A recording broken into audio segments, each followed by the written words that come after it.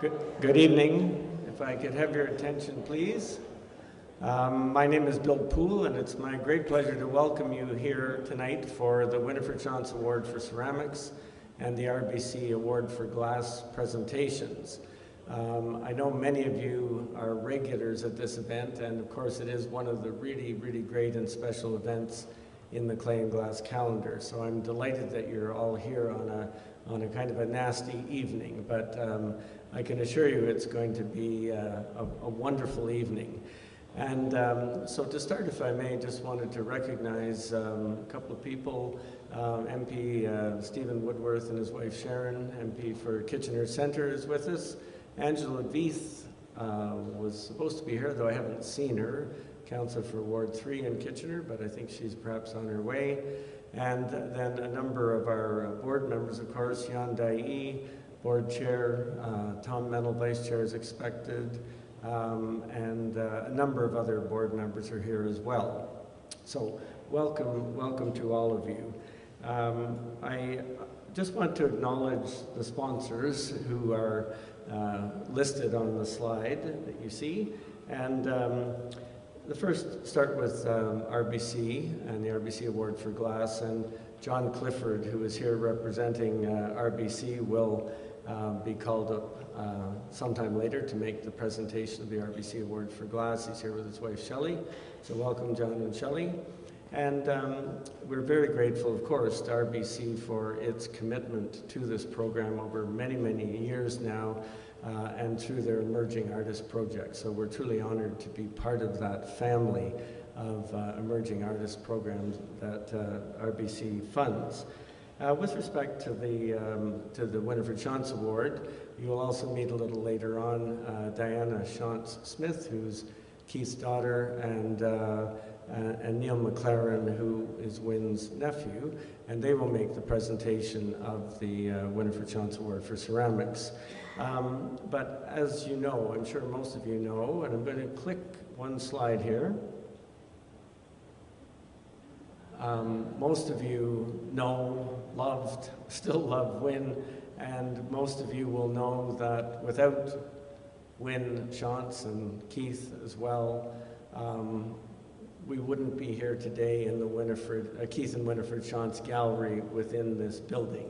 There are many other people who were key to getting this place built 21 years ago, including Ann Roberts, who's here, and Willie Nassau, who's here, and Judy Donaldson was involved from the start, I believe, and perhaps many others. So we're all deeply indebted to Keith and Winifred Shantz, and through their generosity,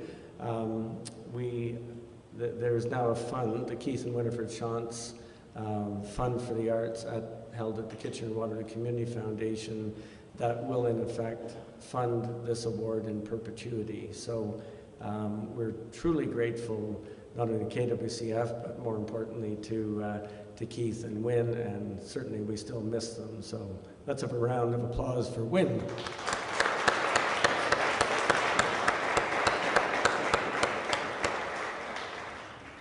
So now it is my great pleasure to introduce my friend and colleague, Christian Singer, who is the curator of the Clay and Glass Gallery.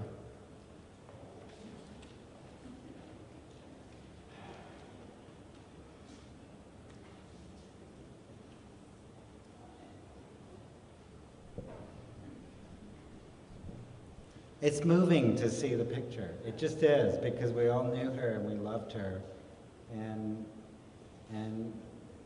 And out from meeting her and what she was doing, this term came to me that was called visionary philanthropy. And that's what she was. She was a visionary philanthropist. And out of her philanthropy, other philanthropists came and joined her and became partners with her. And that's how this place happened. That's how the awards happened, right? I mean, it's amazing. And as a person, she was really charged and happening, and she had an opinion about everything, and she was passionate. And now that's what you couldn't not acknowledge, that passion, and you couldn't respond to. You had to respond to that passion. That's what made her integral to this place. And so that's, I just like, it is moving to see that photo. Can we switch it now? Sorry, I should Or I'll cry. Okay, but so because of Winifred Shantz, in 2001, she sponsored the first Winifred Shantz Award for ceramics.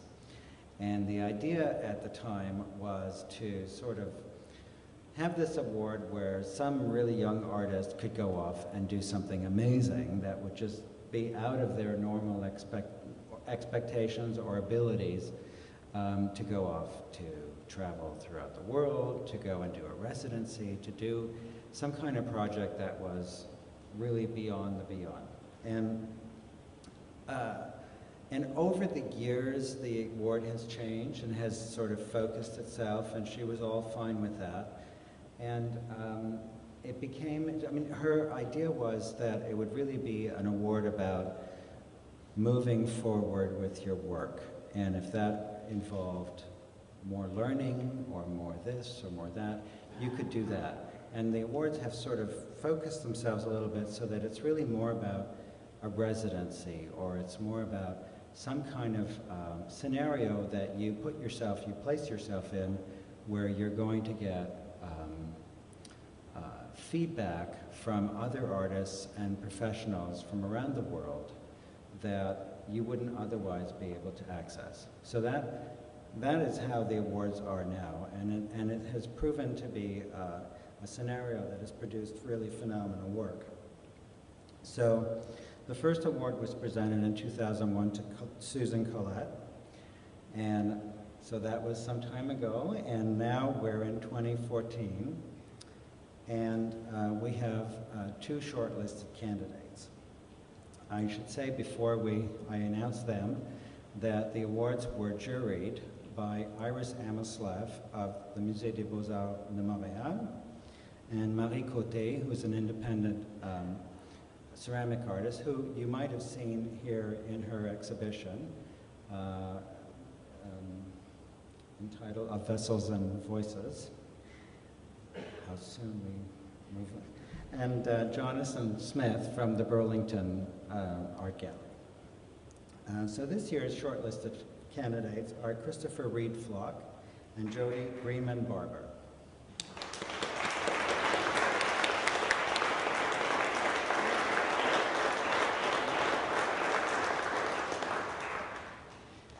And what's different this year, I don't know, did you say this? No.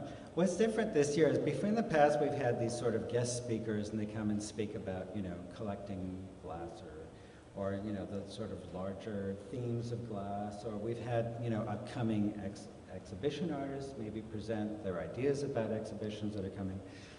But it's always been this kind of situation where they get the artists who are being shortlisted and winners become kind of sidelined, sidetracked, and it becomes about this other thing.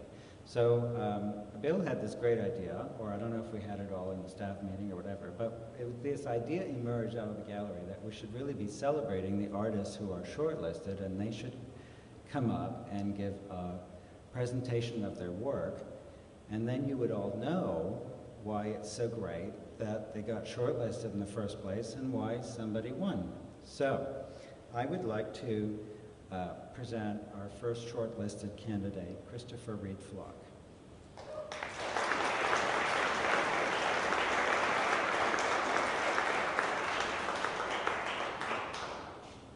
Good evening. Is anyone else's heart pumping at an exorbitant rate?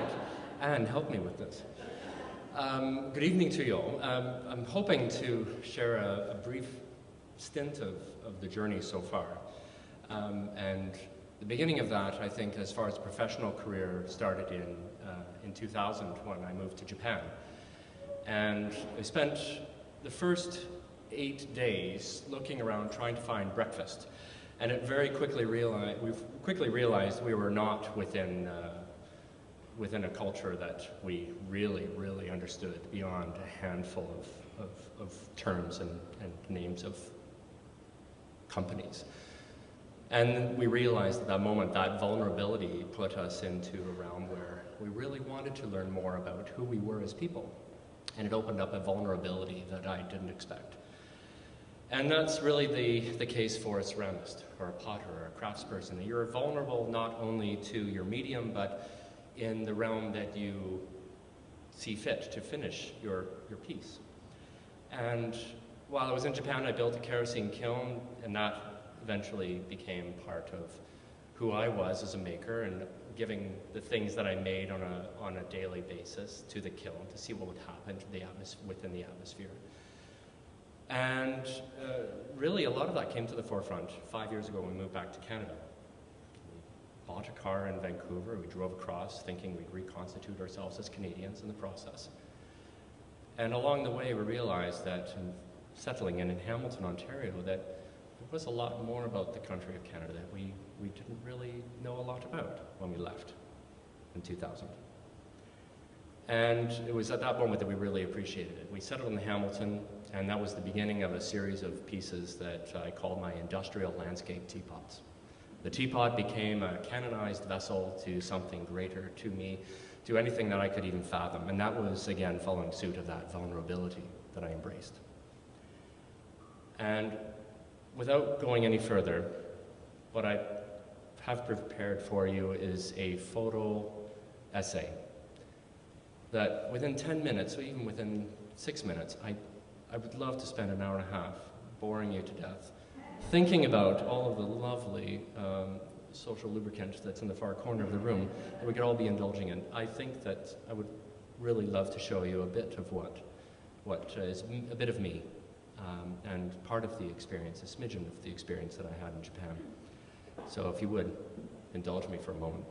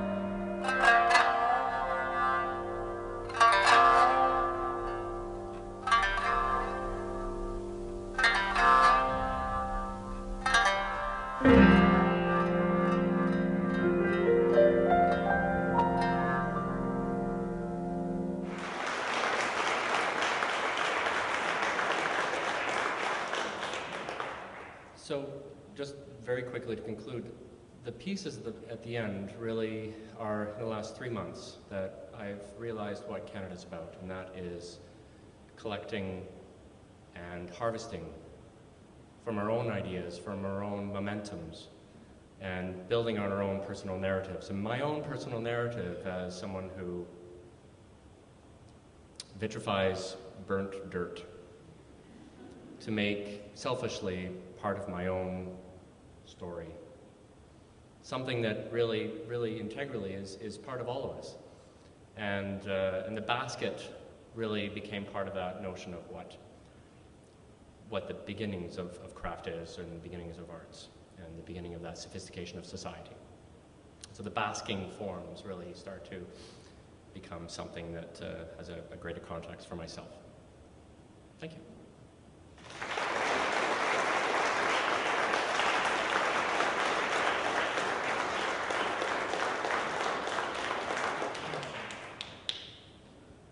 Thank you, Reid. I got so carried away with the other thing that I didn't actually introduce Reid properly. So I'm going to do it now.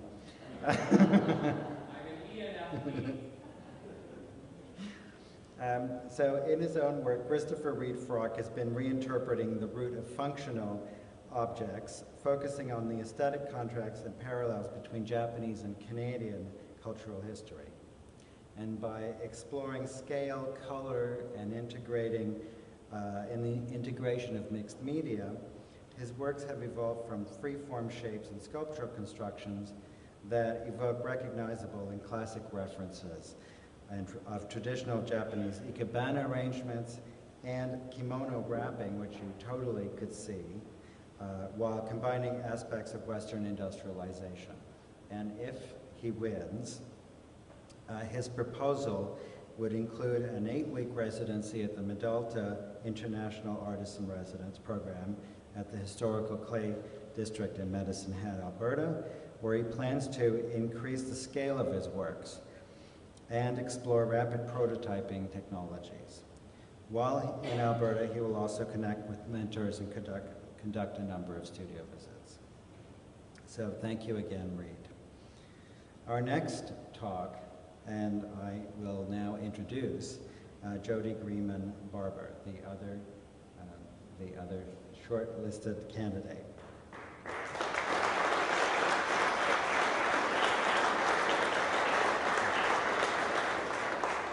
And equally exciting, in her studio practice, Jody Greenman Barber references the ceramic processes of forming and wheel throwing while echoing the rhythms and movements of the dancing human body. Her ceramic work has moved from traditional pottery to gestural sculpture that combines and abstracts the spinning motion or the spinning action of vessel forming to evoke the spinning motion of a dancer. And if Jody wins, she proposes to travel to Tokyo, Osaka, Kyoto in Japan to visit museums and galleries, as well as pottery towns in Mashiko, Tokunami, Gifu, and others. This will be followed by a 6-week live-work residency in the ceramic studio of the late Kazuma Nakano in the Shizuoka Prefecture in Japan. She also plans to visit the 8th Gyeonggi International Ceramic Biennale in Korea, which is also a really major deal in ceramics. It's a great place to see everybody doing their thing. So here we have Jody Greenman Barber. Thank you.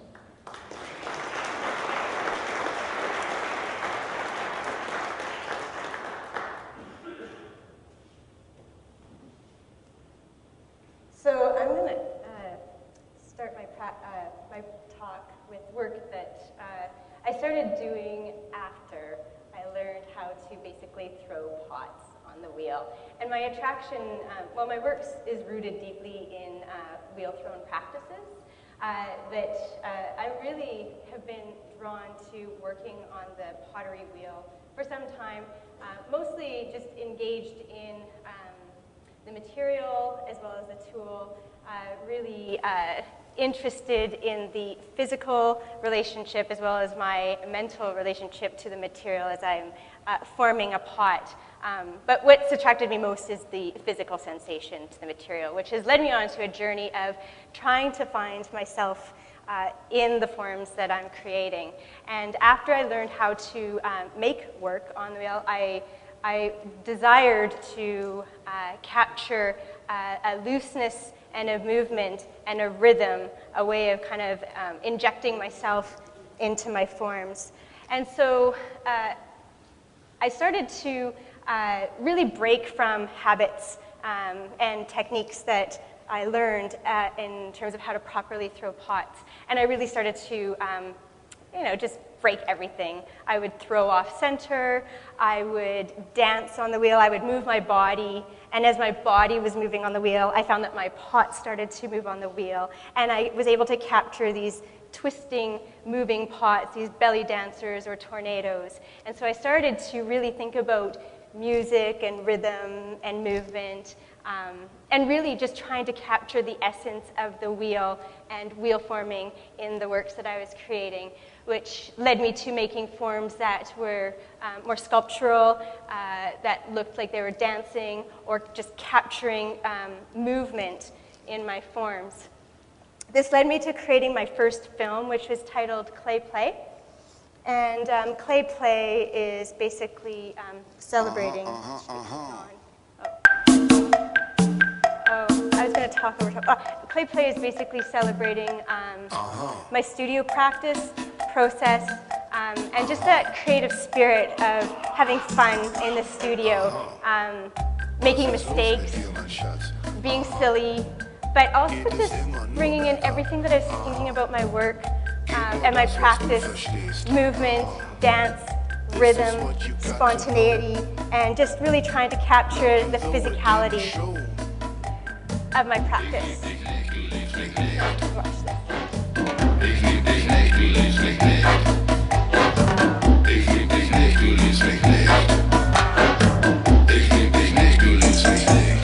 Da da da.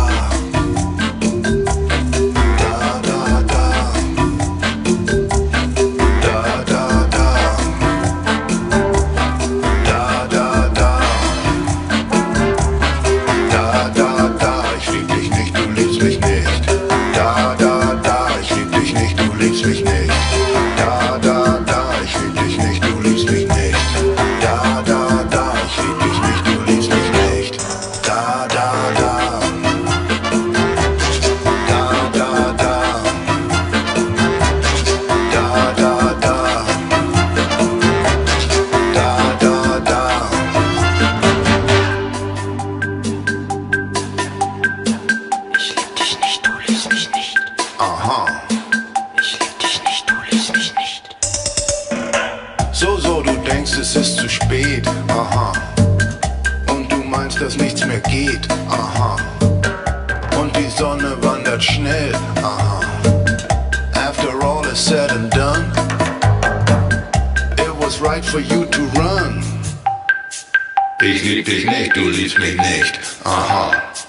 Ich lieb dich nicht, du liebst mich nicht, aha. Ich lieb mich nicht, du liebst mich nicht, aha. Ich lieb dich nicht, du liebst dich nicht. Da, da, da. Da, da, da. Da, da, da. Da, da, da. Da, da, da. Ich lieb dich nicht, du liebst mich nicht. Da, da, da. Ich lieb dich nicht, du liebst mich nicht. Da, da, da. Ich lieb dich nicht, du liebst mich nicht. Da, da, da. Ich lieb dich nicht. Da, da, da.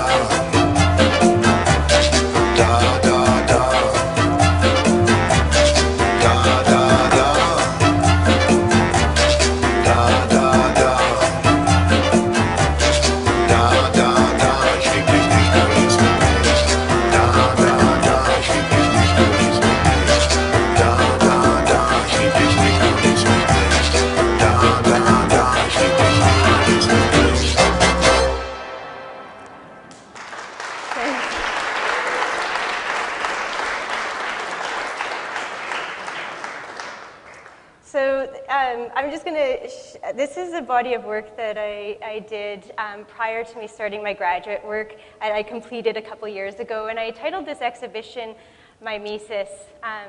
Mimesis is a philosophical, conceptual term that means to mimic, imitate, represent. So it's the act of expression, the act of presentation, the presentation of self. So I really liked the idea of bringing this term and marrying the idea of time, movement, and space, and unifying that. And the body of work was titled Mimesis, but this particular pieces were also titled Mimesis. So it was taking from pieces that I would throw on the wheel, but then I started to go in and animate the forms by just ripping and tearing into the pots and capturing the immediate gesture response from my body. So I was thinking a lot about time and movement and just capturing that in the permanency of the ceramic object. And while I was doing that, there's other pieces that I was starting to create and mimic a wheel-thrown pot. This was thrown on the pottery wheel, but then I deconstructed it into strips and rewrapped the form of a ceramic vessel. And I saw this as like a mummified pot form preserving movement. And at the same time, I started playing with my own body behind a screen and taking on different shapes and forms of pots. And I transferred it onto a mylar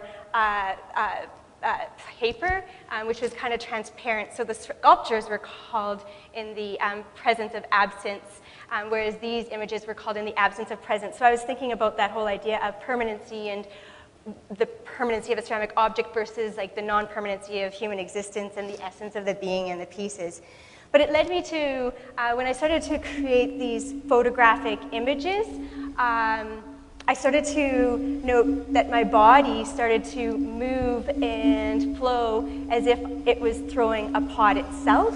And so I started to relate my body as if it was the clay material and the tool. And so I set out for a half a year to a year choreographing a dance piece titled Thrawn.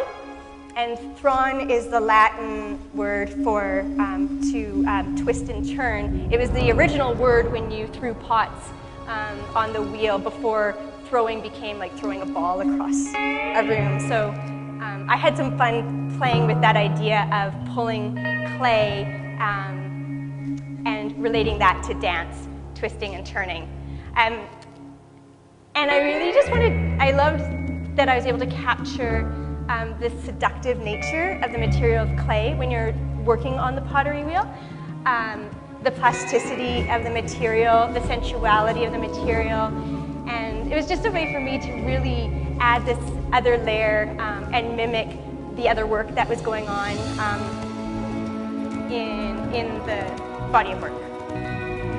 It's an 8-minute film. I'm not going to show the whole thing, so this is just going to give you a sense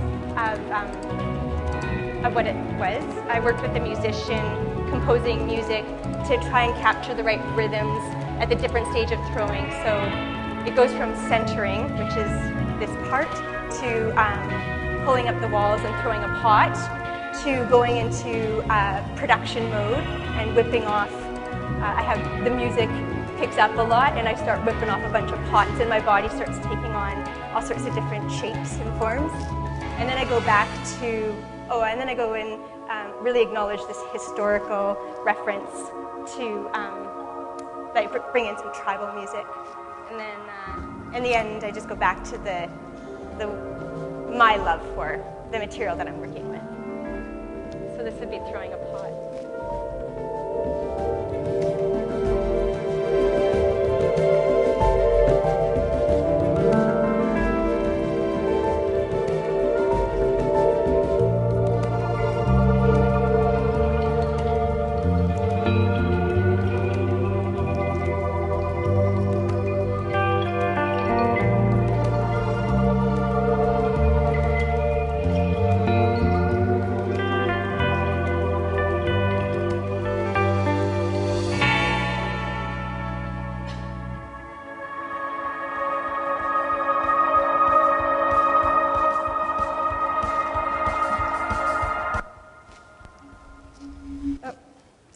So this is what that exhibition looked like. It was my first solo exhibition, and it showed in 3 or 4 different galleries.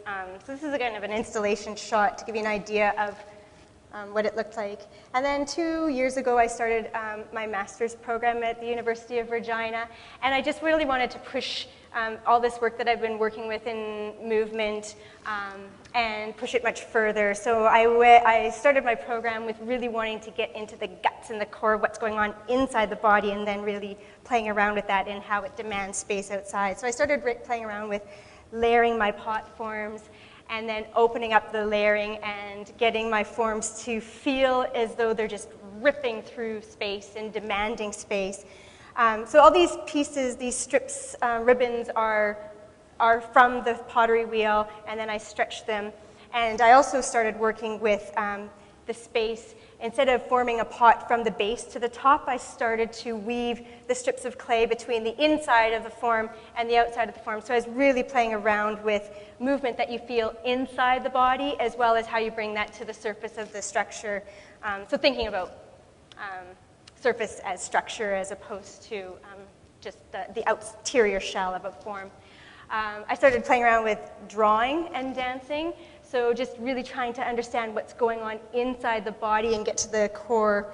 I projected a light source onto my body, and I would start to dance and move and create gesture markings with Conte. And then this led me to this whole body of work, which is basically my Intertwine series.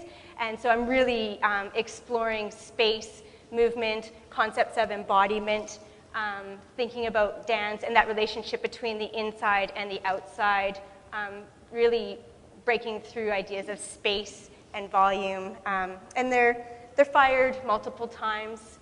I fire them at high temperature, and then I fuse pieces back together at low temperature, and then I start to weave clay and bits and pieces back to higher temperature again so that they stand. So anyways, that's my work. Thank you very much.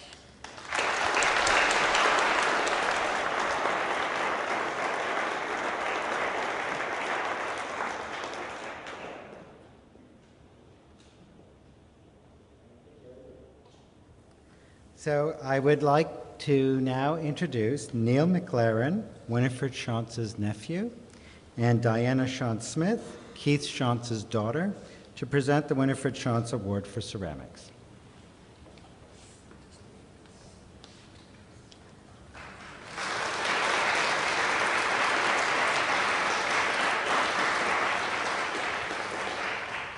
Being evil. I was talking to Bill a bit earlier and talked a little bit about the award, and he thought that I should share it with you. And so that's going to make it a little bit longer for the two artists who are waiting for me to open this envelope. However, the Winifred Shantz Award kind of, in my mind, has two sides to it. It kind of has a facts side and an artistic side. You can certainly, from what you've already been told about the award, how it is put together and what is its expectations, understand the mechanics. What do the artists have to do? What does the committee have to do in making the decision and in making the proposal? But with Aunt Win, there was a little bit of art in it as well. And the art, I think, was to convince young artists that, yes, they are the future. They must continue to expand their art.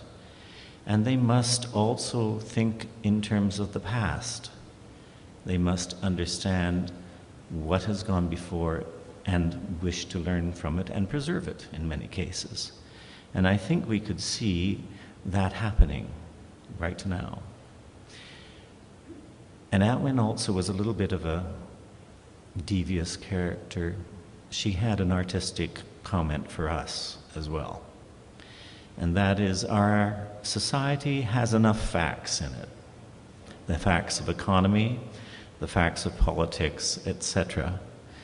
And we need to promote the art in it, the artistic part of everyone's life. So The award exists as well because it's her invitation and indeed challenge to ask all of us, you, me, etc., to continue to support the arts because they are what gives that extra side to our life and our community. And now I guess that's as long as I can delay this.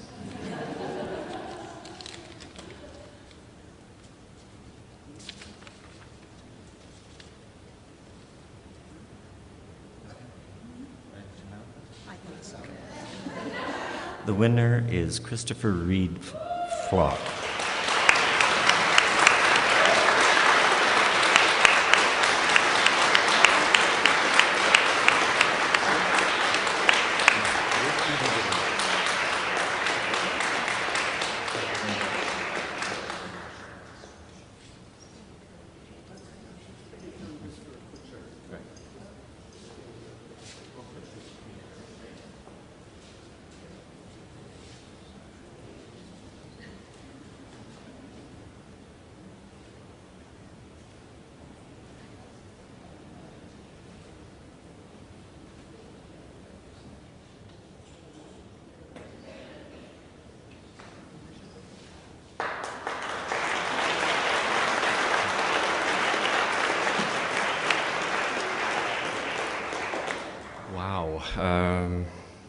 What an opportunity. I don't know what to say. Forgive me, I wrote some things down and I'm going to have to do that because I've got mental block. I think the first time that I set foot in this room was in 1996, 1997. And it was during the International Academy of Ceramists. It was introduced to me to as a group of people that really need to be paid attention to. And the fact that pull it together, Flock.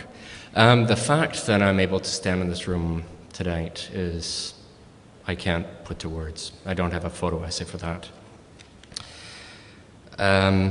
This is beyond inspirational. Thank you to C2G2, Christian Bernard Singer, jurors, and to my professional support, including Aaron Milred, David Kay, Gloria Hickey, and Sing-Ying Ho. You each enable me to explore beyond all and have been there for the chat. To Mom,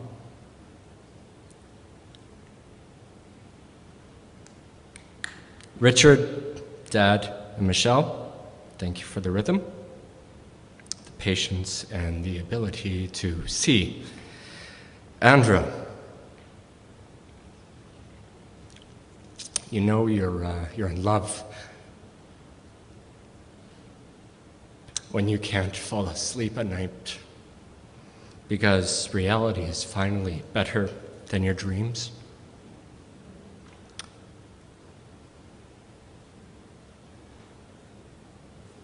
It was a lovely Merlot, actually, at dinner. Thank you.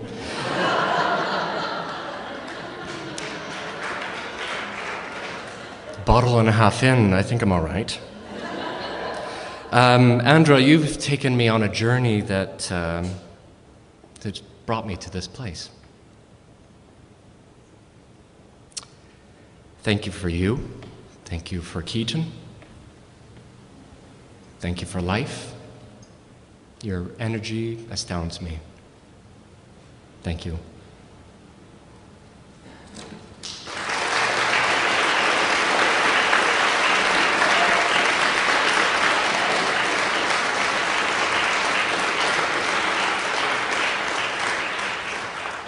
It's starting to feel like the Academy Awards, ain't it? I'm just saying. Oh, my God.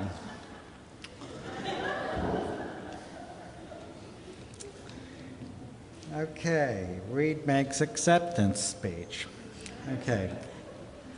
Jody Greenman Barber, please come up. So I was runner-up, and believe me, the jury had a really tough time with this one, and so you were, you know.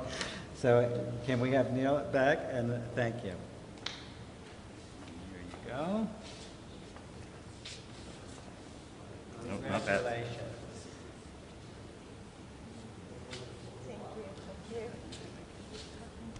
Congratulations. Thank you very much.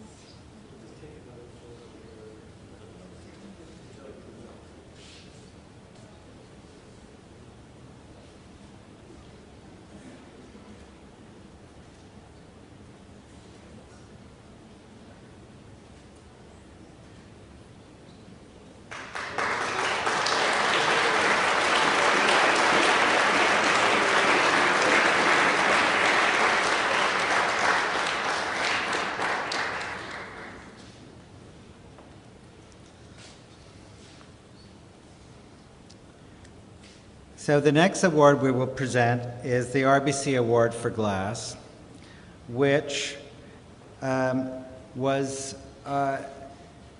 encouraged, shall we say, is the proper word, by Winifred Shantz.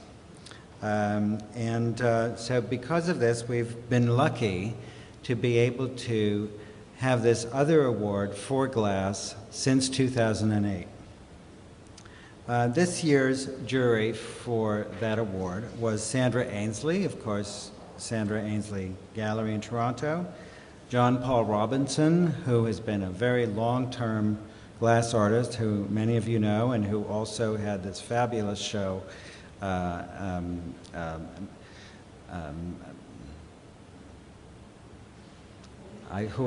thank you, I'm forgetting that one. It was, okay, maybe you can help me with the title because it's not coming. No, that was in 2010, and he was in it. Yes, you're right.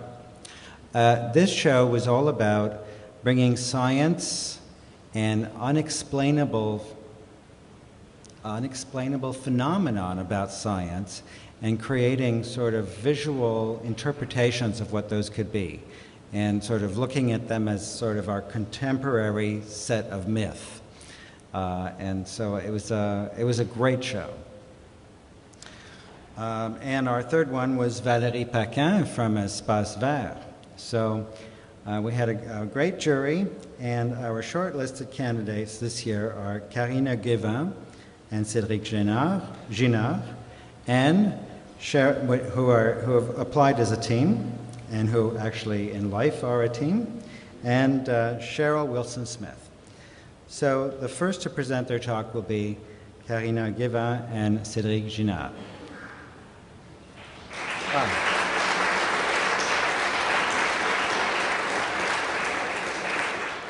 So Karina, I almost forgot again.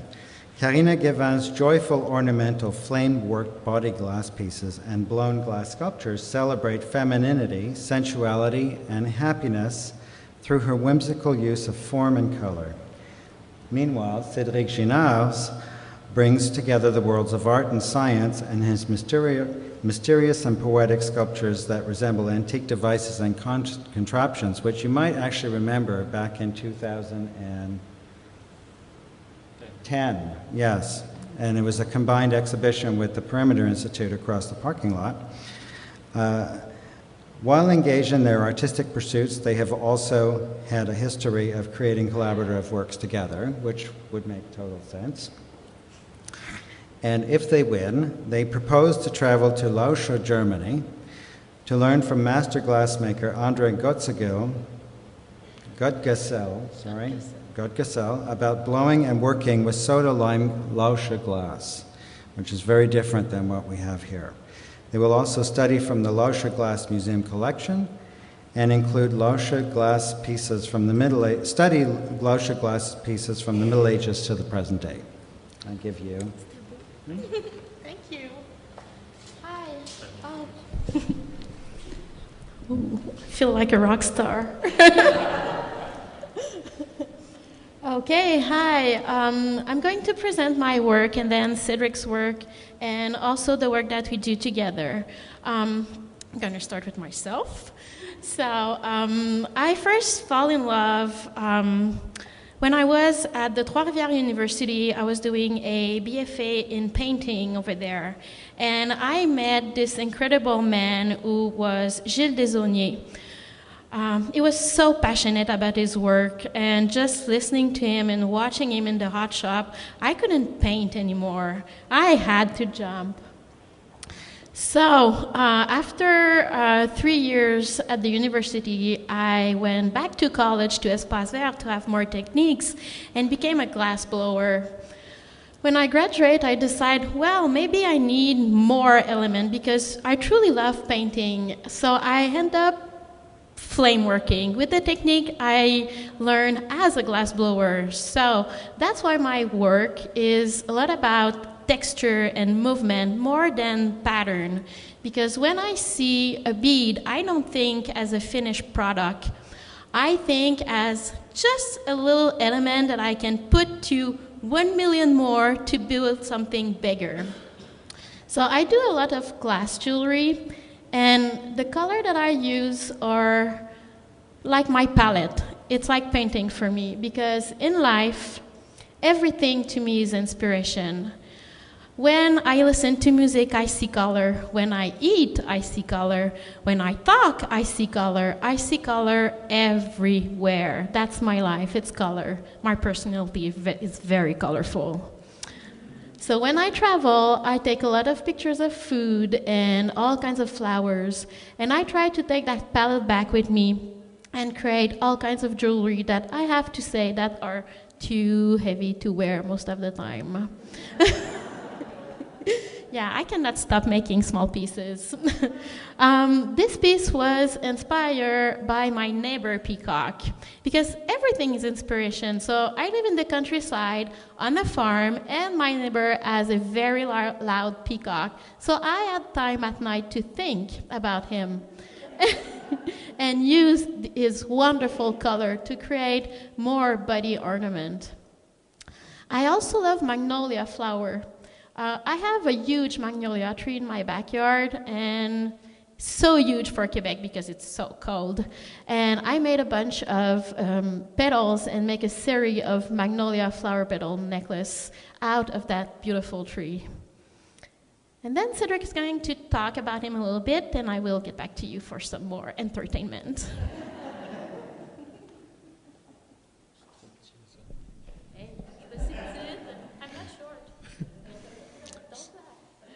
So good evening, everyone.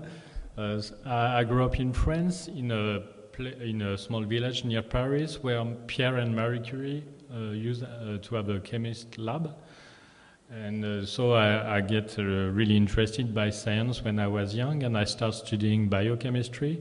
And on my way, I found scientific glassblowing, and I just quit biochemistry for scientific glassblowing, and I think it was the best decision of my life. And so I did scientific glassblowing for many years, and I keep doing it. At some point, I decided to learn something different, and I started to make goblets because it was a classical form, and it was something natural for me. So making more goblets.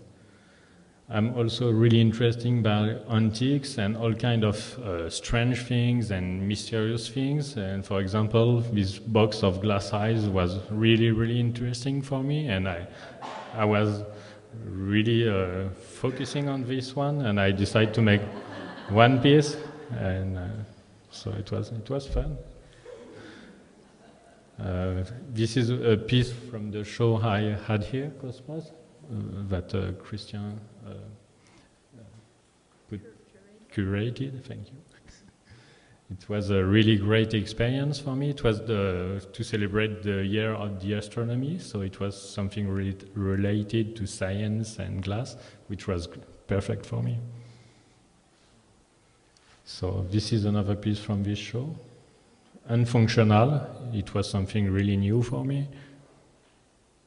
And this is the work we're doing with Karina, so she will continue. Okay, so living together and working in glass together, at some point it was getting normal to start making pieces together also. I'm a big lady, okay, I have to admit, and he is a borough boy. So together it gave us the opportunity to do work bigger work together, because my scale is so small, and with the borosilicate glass you have so much more thing that you can do, and you can go so much bigger, but the color are not so great. So combining the two help us to create a body of work it's about where we live. It's so simple.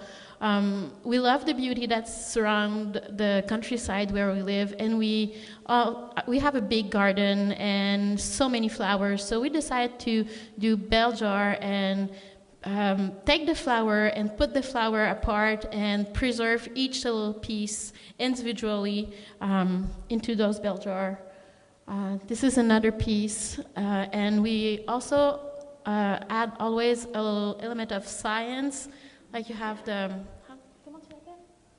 I don't know in English. Un virevent? Okay.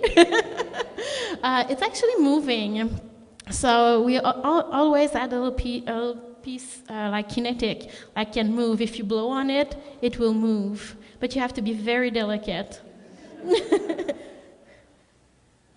This is another piece about movement, and on the top it's a lens, so you can look in the lens and have a bigger vision of what's inside the bell jar. Another piece. And sometimes we just like to be crazy. Like, we love rubber chicken. Why not making them in glass for fun? Because our job is fun. It's passionate and fun. And we travel a lot, so we decided to make a series of really quarries when we went to Iceland in residency. The ice over there was so pure, so beautiful, that we try with glass to have the same shine and brightness that we saw over there. And also with the color, to have the contrast that was everywhere in Iceland. All the color were, you don't have gray in Iceland. You have black, you have red, you have blue, but you don't have in between. So that's what we tried to do with those pieces. And also, we do commission work. We did this piece for Band of Skull. It's a band in England. They came to Canada, and we did their cover in glass. And then it was everywhere in London, in the subway, everywhere. That was cool to do. They came over, we had fun. It's important to have fun. We also commissioned a piece for Diane van Furstenberg. She asked for glass fabric that we made out of cut tubes and fire polish to create a ceiling 7 feet long by 3 feet wide, 2-panel. And they project some of her pattern on the screen, and because of the reflection of the glass, it was everywhere in the ceiling and in the room. So you have a detail over there. And thank you so much. It's fun to blow.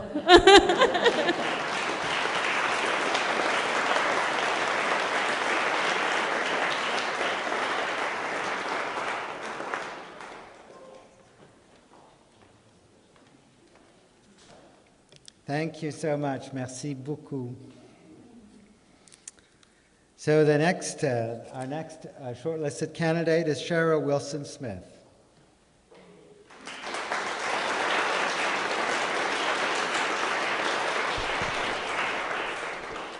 Cheryl Wilson-Smith's delicate and complex kiln casts works are inspired by the boreal forests on the rocky shores of Red Lake where she lives. Created by translating drawings into countless individual layers of glass frit, her sculptures push the limits of glass while interpreting the Northern Ontario light, landscape, and wilderness. If she gets the award, she's been invited to participate in First Light. First Light is the name of the thing. It's an artist in residence inside the Arctic Circle of Norway. Timed to coincide with the first day during which the sun reappears over the horizon line. The residency will also include visits of natural and artistic interest, and working with renowned glass artists Steve Klein, Richard Parrish, and Norwegian artist Daniela Saleth. Did I say that right? No. So I thought Right. it says, you know, Sounds good to me. she will experiment with the addition of color, representing a significant technical challenge. I give you Cheryl Wilson-Smith.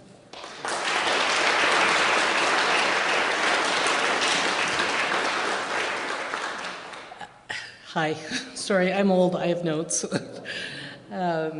So, see if I can make the PowerPoint work. There we go. This is my work. Tonight I would like to share with you my inspiration and what has influenced me, and a bit about how I came to be here. I have to tell you, first of all, the glass world can be a small one.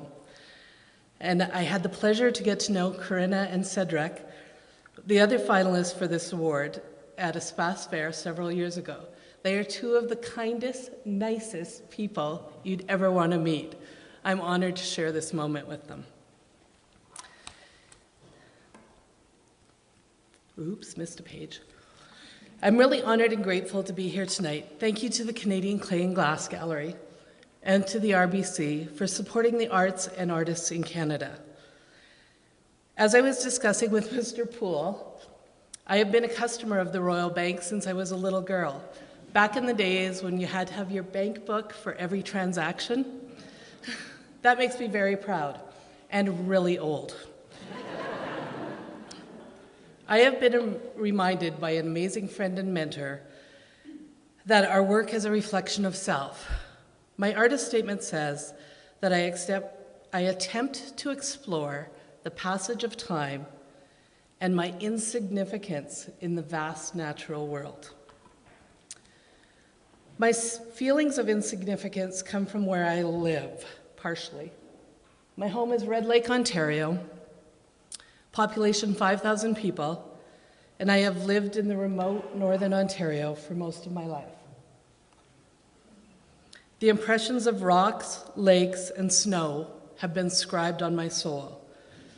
I am inspired at every turn by the north. The granite rock displays the tenacious survival of lichen that robustly grows on the side of the rock. The tiniest wildflowers living their secretive lives, often with no one ever seeing them under a decaying log. It's about being on the water and seeing the richness that surrounds me. All of this nurtures my creative spirit. Wow. The good part of living here is the beauty and isolation. The bad part of living here is the isolation. Winter in this part of the country lasts for more than 6 months. And yes, it's minus 30 for a good part of that time. But that gives us a sense of survival and resilience. If you haven't lived in this type of landscape, you have to take a moment to pause and think about it. I live at the end of the road. You can go no further north. It's a 2-hour drive south just to get to the Trans-Canada Highway. My community is the boreal forest amongst a network of lakes, wilderness, rocks, and the Canadian Shield. The benefit of the isolation is substantial for an artist. I can't deny that it's often frustrating and challenging being so far away from culture and commerce. But the quiet ease of being truly alone, spending time in solitude, being forced to be with myself is deeply valuable to my process. And having to become resilient and self-reliant is useful for anyone in the creative field. These two young men, my sons, have manifested for me the passage of time. You really get a sense of time watching children grow at what seems like lightning speed, sharing the traditions of the ancestors and stories of family with them, helping them prepare for their future. It really makes you aware that you are such a small part of history. Glass is the perfect medium to explore the thought of passage of time, as its own rich traditions have been passed down through generations, and it takes a great deal of time to master its fragility and strength. It resounds with insignificance. One moment a strong, vibrant object, the next shattered and discarded. As I have already alluded, you must be an independent spirit to live your life as an artist. in a remote type of community and take the occasional risk in order to move forward. One of my biggest risks was taking a mentorship 2.5 years ago, offered by Fusion Clay and Glass. The mentor was the amazing Koen van der Stuken, to whom I am extremely grateful. His questioning and encouragement propelled my work forward at an accelerated pace. My work uses the technique of layering powdered glass. We call it frit. I build the sculptures layer by layer, much like a manual 3D printing process, and then fire the layers of frit as a whole in the kiln to build a solid sculpture. Uncovering these sculptures after firing is akin to an archaeological dig, a messy archaeological dig. I am never entirely sure what has happened in the kiln, exactly how the sculptures will come out. To uncover them is exciting, and I frequently have something new to discover in the kiln. A turning point for me was this past spring. I was able to attend a glass residency with Professor Mark Ganter at University of Washington Mechanical Engineering Department in order to explore direct 3D printing, or vitroglyphic printing, a process they have pioneered. This came about as a result of a suggestion from Koen, who felt that it would benefit me to better understand 3D modeling and examine how the automated 3D printing process relates to my own manual process. The residency was made possible by grants from the Ontario Arts Council, the Glass Art Association of Canada, and Fusion Clay and Glass, for which I am sincerely grateful. Professor Ganter had this one requirement before I went. I had to become familiar with the basic use of Rhino before commencing this residency. Rhino is a CAD-based 3D design program commonly used. It was a very steep learning curve, which I am still working on, but learning Rhino was revolutionary for me. This is how I used to design. This is how I design now with Rhino. The scaling of objects, difficult in a manual approach, becomes simplified. Being able to rotate and see an object from different viewpoints is a basic function of the program, and it's a valuable tool for me as an artist and designer. It was thought-provoking for me to be able to create a glass object without actually having touched the work or manipulated any of the medium. I designed the object and pushed print. This caused me to take some time to contemplate the nature of my process and how it actually becomes an embedded part of my vision. At some deep level, the ability to make complex objects through a repetitive, iterative, almost meditative technique by my own hands holds deep meaning for me. Sorry.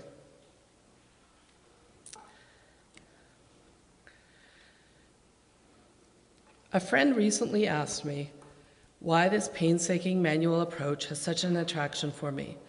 She wondered if I had a need to touch and control every aspect of my work with my own hands. Even by doing it in this way, I sacrifice precision, I sacrifice smooth texture, and I sacrifice the ability to accomplish intricate and pristine design. This was such a great question, and it spoke to the feelings I had during the Ganter residency. I've come to an epiphany, and I now realize that by sacrificing precision, I gain fascination. By sacrificing smooth texture, I gain emotion. And by sacrificing the ability to achieve intricate and pristine design, I become humble to my medium, in a strange way to nature herself. I have been so fortunate to have been granted support from the organizations I have already mentioned and others such as the Canada Council for the Arts. As an artist living in a remote community, without this support, it would have been far more difficult, if not impossible, for me to study glass and network nationally and internationally. Without the ability to reach out to my community through the use of technology, I would not have been able to reach this point. I am always amazed at the helping hands you receive when you ask. And also, how many artists who have gone before us will turn around and lift up those of us who are struggling. Gaining knowledge of what artists are doing globally has helped me see what is possible and grow as an artist. This recognition from the Royal Bank of Canada and the Canadian Clean Glass Gallery comes at a critical point in my career. The confidence and validation from this recognition from my peers encourages me to continue to move forward and seek new challenges. Thank you.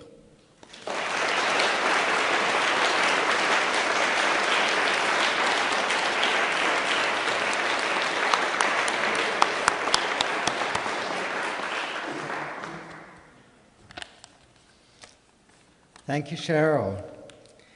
So now I would like to introduce you to John Clifford, RBC Vice President, Commercial Financial Services, Region of Waterloo.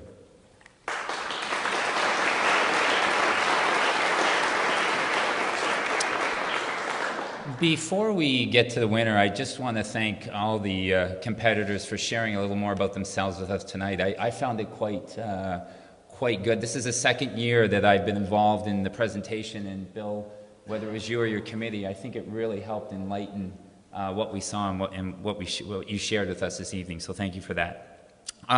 Just a little bit about RBC. In 2013, RBC provided $3.1 million to 146 organizations through the Emerging Artists Program. The Emerging Artists Program consists of sponsorships and donations to organizations whose programs help artists bridge the gap from academic excellence to professional careers, both visual and in the performing arts. As a leading patron of the arts and cinema, we are committed to helping the next generation of artists develop their skills and bring their visions to life through the sponsorship of a variety of festivals and programs and the Glass Award we have this evening. So I won't take any more of your time, and we'll get to the envelope. Oh. All right.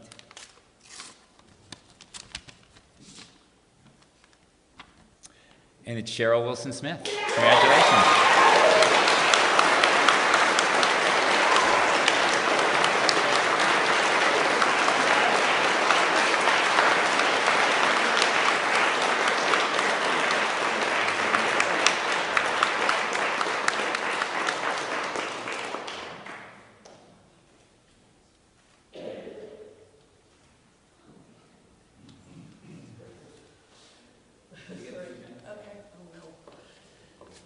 Okay, I had to write it again.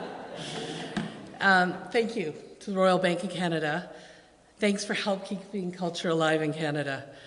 To Christian Bernard Singer, thank you for your help and support. You're amazing. To the Canadian Clean Glass Gallery, thank you. Thank you to Koen van der Stuken, forever grateful. Jamie Gray, Heather Wood, all my glassy and non-glassy friends, for always helping and listening. To my husband, Don and Connor, thank you for always helping me. Yikes. I know that I can be challenging and our life can be challenging. To my son, Matt, for encouraging me every step of the way. To my mom and grandma for showing me the importance of handmade. And to my dad for letting me believe anything is possible. Forever grateful to all of you. Thank you.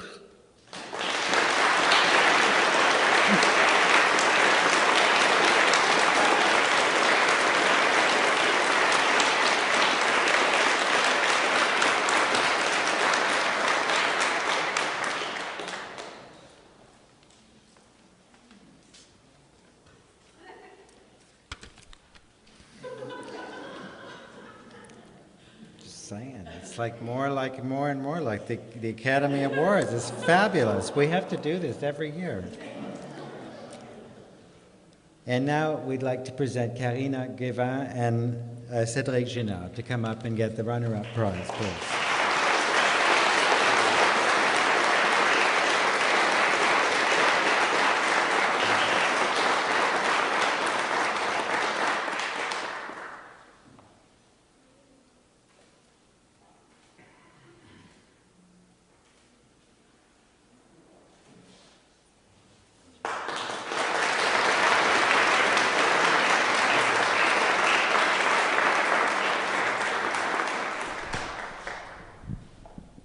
So thank you, John, and thank you, Neil, and thank you, Diana. And John, I agree, this worked out really, really well. And I must say, it was an idea that emerged out of a committee, a task force that was initially chaired by Frank Grisdale, one of our board members, along with Jane Byers, Judy Donaldson, and some staff members. And when the idea emerged, everybody said, great idea, let's do it. So it was not my idea. It really came from Frank and Jane and the board members, and it was a wonderful idea, and I think it's worked exceedingly well.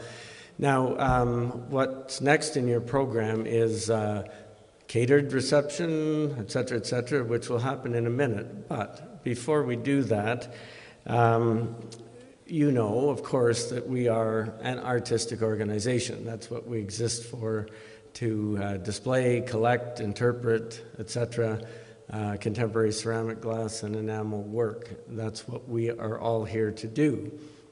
And the leader of every such organization is, of course, in our world, the curator.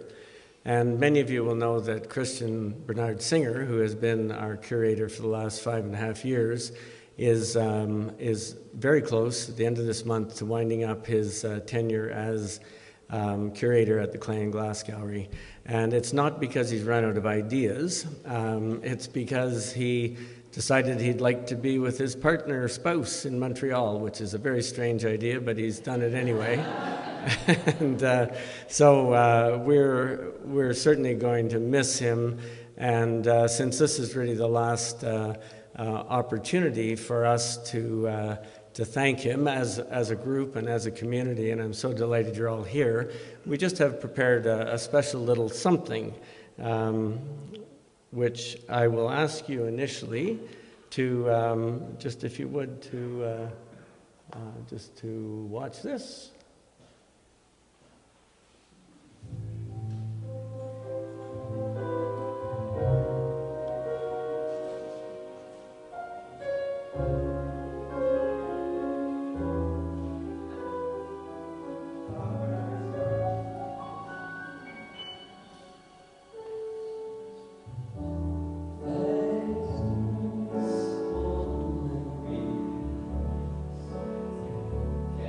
One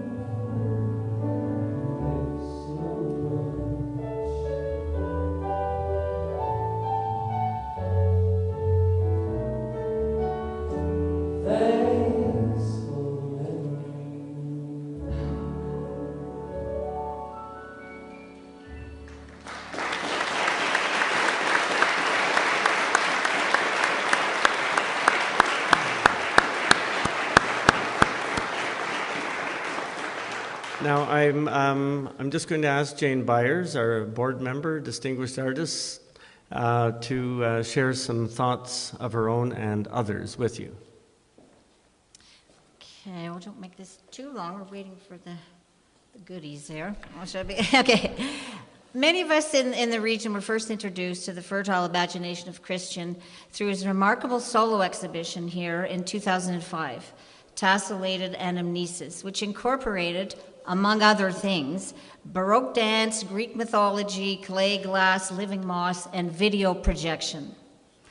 In 2009, when the artist who had created this wondrous installation was selected as the curator of the Canadian Clay and Glass Gallery, we knew we were in for some exciting times. And Christian did indeed deliver, with one exhibition after another filled with thought-provoking, compelling, beautiful work, like we've just seen in this wonderful slideshow. How lucky we were to have Christian here for 5 years to give us such experiences as the profoundly moving War Light Within, After the Darkness, the 50-year retrospective of Anne Roberts, the surprising drawings and sounds of clay of Marie Coté, Artomatique artists exploring rapid prototyping technologies. Julie Oak's swoons included a flock of fragile glass sparrows flying overhead, each day one of them falling and smashing on the floor. And so many other exhibitions dreamed up and produced by Christian, filled with magical objects and ideas. There are three very special friends of Christian's that would have loved to have been here this evening and were not able to come. Susan Collette, the first recipient in 2001 of the Winifred Shantz Award, Julie Oakes, and gallerist and art consultant Jennifer Lescue. Each of these people have written tributes to Christian, which I said I would share with you tonight. Susan Collette says, I am a longtime admirer of Christian Bernard Singer, an exceedingly accomplished artist, educator, curator, writer, and even dancer. His expertise is intertwined with his generosity, as we see in his curator's dinner evenings, where he transposed the formal gallery into one of congenial exchange with good food and wine between volunteers, members, patrons, and artists. As Winston Churchill said, we make a living by what we get, but we make a life by what we give. Thank you, Christian Bernard Singer. Julie Oakes said, Christian Bernard Singer helped me to soar. He gave me the wings by buoying my confidence as I made a flight into unknown territory. He supported my drive to make swans, breaking waves and glass. As curator, he raised the bar and upped the ante. Christian's energy carries the essence of reinvention. We see it in his own life as he marched from dancer to artist to curator with dancing and with daring and character. He kept the grace of a dancer, the aesthetic divination of an artist, and as a curator, he retained an impeccable sense of balance. And I must applaud, he was always superbly dressed and charming throughout. Jennifer Lescue says, Christian is a gem. His shining personality is matched by his inquisitive mind, creative sensibility, and profound understanding of the contemporary art world. He has incorporated the architectural beauty of the gallery and made it into a visual oasis for provocative and stimulating exhibitions. I think he has brought the Canadian Clay and Glass Gallery to the realm of a world-class public institution, and we should all thank him for this. Bravo, Christian. You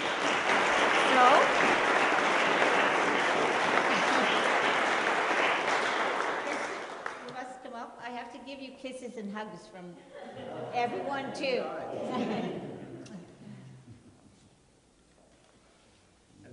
If I may, I'll just say that we have a gift, of course, for Christian. And Can I say a couple of things? Of course, yes. I'm going to give you.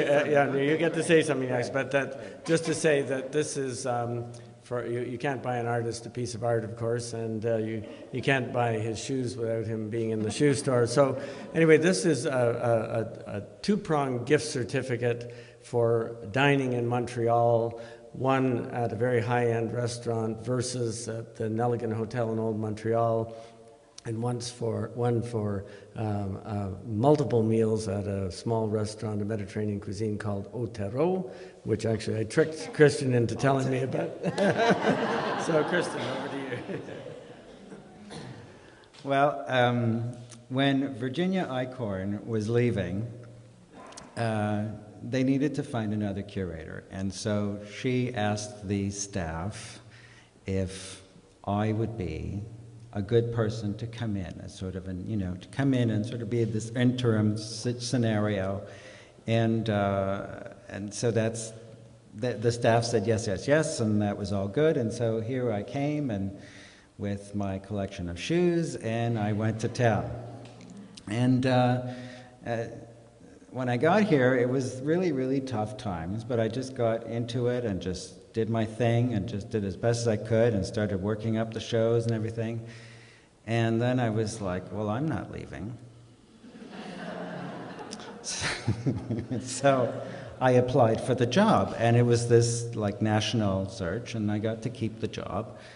And so that was great. And so I started to put my vision forth. And so what was so great about this place was that they trusted me to be a creative director with the artists. The artists trusted me, the institution trusted me, our grant partners trusted me, and everybody let me do my thing and just trusted that it would be great. And for the most part, it was pretty great. I'm pretty proud of what I did here. And I got to, my whole thing was to take ceramics and glass and push it to this whole other place where people would just have a visual arts experience that would happen to be made out of ceramics and glass. And that's a whole new way of looking at ceramics and glass. And I thought that was a way of bringing out a lot of contemporary artists of our time who are working with ceramics and glass for different reasons than from when this gallery was first established. So I thought that was an important place to start. And so they let me do my thing. Everybody let me do my thing. And so I'm really grateful to have been able to do my thing.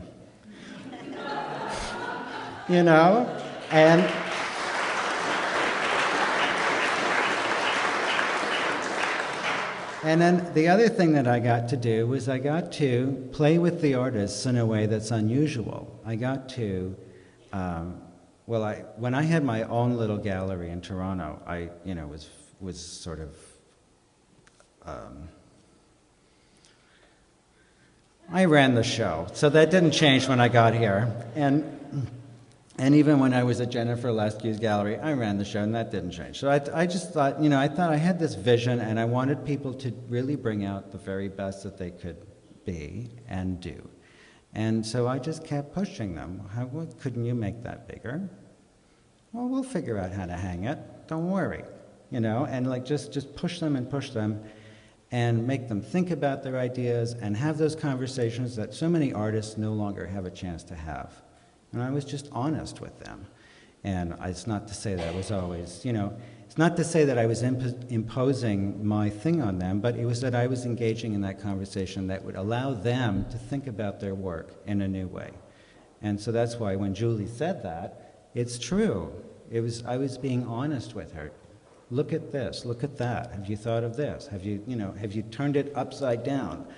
And so I got to do that, and I'm really grateful, and I'm really grateful to have been able to work with amazing people, work with a fabulous staff, and now a fabulous board, and wonderful artists like Ann Roberts. And it's just been a real treat, and I'm very happy to be leaving to go on to my new life. It's true. And in a week I'll be in Mexico.